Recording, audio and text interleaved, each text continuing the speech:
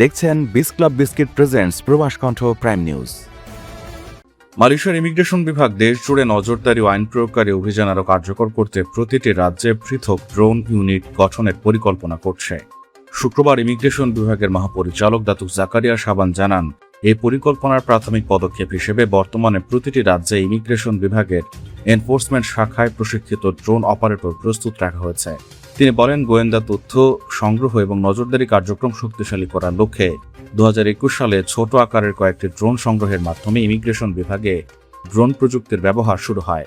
পরবর্তীতে 2024 সালে ক্রমবর্ধমান আইন প্রয়োগকারী অভিযানের প্রয়োজন বিবেচনায় আরও ড্রোন সরঞ্জাম যুক্ত করা হয়। জাকারিয়া বলেন, বর্তমানে দেশের সব ইমিগ্রেশন এনফোর্সমেন্ট শাখা বিভিন্ন অভিযানে ড্রোন ব্যবহার করছে। এই প্রযুক্তি ইমিগ্রেশন বিভাগের সক্ষমতা বৃদ্ধির একটি গুরুত্বপূর্ণ মাধ্যম হিসেবে কাজ করছে।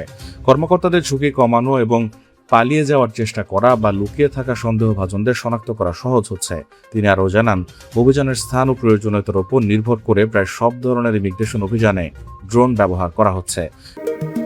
মালয়েশিয়ায় থাকেন, আন্তর্জাতিক কর্মপরিবেশে স্মার্ট ও সফল ক্যারিয়ার করতে প্রস্তুত, তবে আপনাকে খুঁজছে প্রাণ মালয়েশিয়া। সমগ্র মালয়েশিয়া জুড়ে বিভিন্ন পদে আপনি হতে পারেন আমাদের পরবর্তী টিম মেম্বার।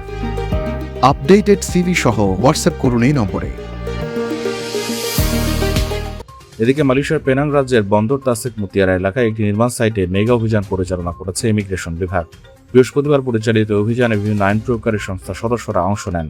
অভিযানটি পরিচালনা করে পেনাং রাজ্য ইমিগ্রেশন বিভাগ। অভিযানে সহযোগিতা করে কেদা রাজ্য ইমিগ্রেশন বিভাগ, পেনাং জাতীয় নিবন্ধন বিভাগ এবং পেনাং শ্রম বিভাগ। তবে এই অভিযানে কতজন অভিবাসীকে আটক করা হয়েছে তা জানানো হয়নি। পেনাং ইমিগ্রেশন বিভাগ জানিয়েছে, অবৈধ অভিবাসী নিয়ন্ত্রণ এবং নিয়োগকর্তাদের দেশের আইন মেনে চলা নিশ্চিত করতে এই ধরনের সমন্বিত অভিযান ধারাবাহিকভাবে চালিয়ে যাওয়া হবে।